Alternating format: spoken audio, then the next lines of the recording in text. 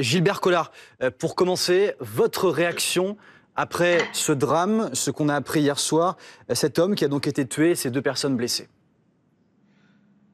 C'est horriblement compliqué de commenter un drame de cette nature qui est à la fois soudain et prémédité, qui est à la fois terroriste et délirant. C'est très difficile.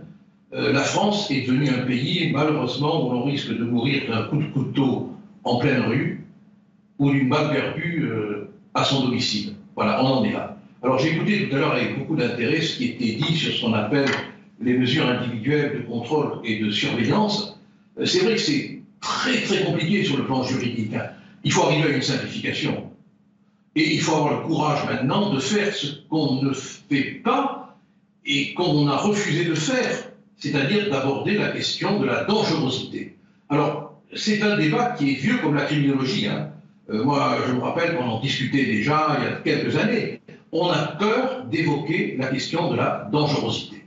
Parce qu'il y a la Constitution, parce qu'il y a les textes de loi. Mais quand on voit le profil de l'individu, et quand on pense qu'il y avait un rapport de 2013, un rapport psychiatrique, sauf erreur de ma part, qui indiquait qu'il était parfaitement bien dans sa tête, on se rend compte qu'il n'y a pas de corrélation entre la notion de dangerosité, le danger pour autrui que fait courir un individu, et l'appréciation psychiatrique ou l'appréciation même pénale. Donc il faut très vite qu'on ait une réforme, mais qui intègre, je conclue là-dessus, qui intègre la notion de dangerosité, parce que le terrorisme est un danger permanent. Et je veux dire que dès l'instant où on a des signes de terrorisme, on est dans la dangerosité. Gilbert Collard, vous avez entendu Patrick Vignal, député Renaissance, qui dit, je le cite, « Il y a eu 30 ans de laxisme, mais, je le cite, ça y est, on est en train de remettre de l'ordre ».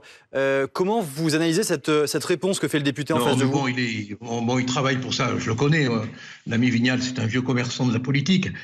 Il travaille pour sa boutique, mais il est quand même au fond honnête. Et il sait très bien que malheureusement, le texte sur les mesures individuelles de contrôle et de surveillance, tel qu'il permettrait de nous protéger, n'a pas été adopté. Le petit texte qui a été adopté, c'est vrai, a été réformé par le Conseil constitutionnel sur la durée des mesures, mais le grand texte qui prendrait en compte la dangerosité des terroristes n'a pas été adopté parce qu'on a peur, parce qu'on n'ose pas, parce que c'est la lâcheté, parce que c'est la langue de bois et compagnie. Et puis il y en a marre de la psychiatrie, il y en a marre. C'est une excuse pour vous ? Pour moi, les malades, ce sont ceux qui voient des malades partout. Parce que cet individu, il a pu organiser, il a pu acheter un couteau, il a pu se planquer, il a pu se dissimuler, il était en relation avec des terroristes, il fréquentait les gens qui ont tué Paty, etc. et compagnie. Bon, donc il faut arrêter de psychiatriser tout ça. Il faut arrêter. Parce que c'est une manière aussi de donner des permissions de tuer, vous comprenez ? Parce qu'il y a des gens qui nous écoutent. Et ils se disent « Ah là là, si je peux jouer la folie, c'est tout bénef. » Non, il faut arrêter. Quand on est un terroriste, on n'est pas fou, on est un tueur. Voilà. Cette question des Jeux Olympiques, après ce qu'on a vu hier soir, quel est, votre regard ? On sait qu'on n'est pas en situation de maintenir la sécurité. On le sait. Ça va être catastrophique. Mais comment voulez-vous qu'on s'en sorte ? On a l'extrême gauche, l'extrême droite et les extrêmes mous. Comment on peut faire ? Vous reprenez, le terme d'extrême droite ? Mais moi, je m'en fous. Moi, je suis d'extrême France. Vous voyez, moi, ce que je voudrais, c'est que mon extrémisme, si j'en ai un, eût empêché qu'on assassinât ce malheureux hier. Non, je vous dis ça parce que Marine Le Pen rejette ce terme, et Éric Zemmour aussi. Sont un terme d'extrême droite qu'ils ne reprennent pas. Je trouve tout ce jeu des qualificatifs absolument absurde.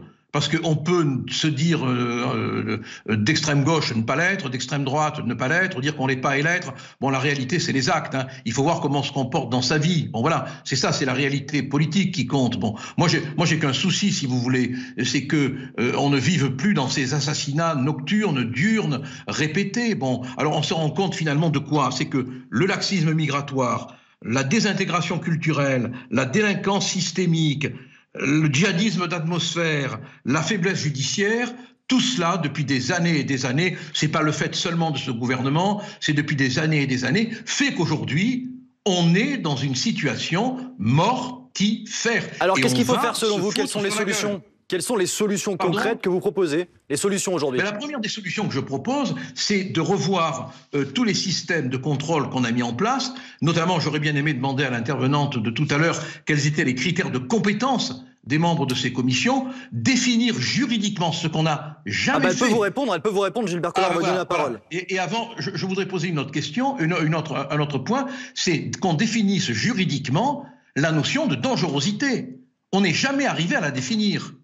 Alors, il y a eu des travaux, il y a eu des colloques là-dessus, mais on n'est jamais arrivé à obtenir une définition juridique de la dangerosité.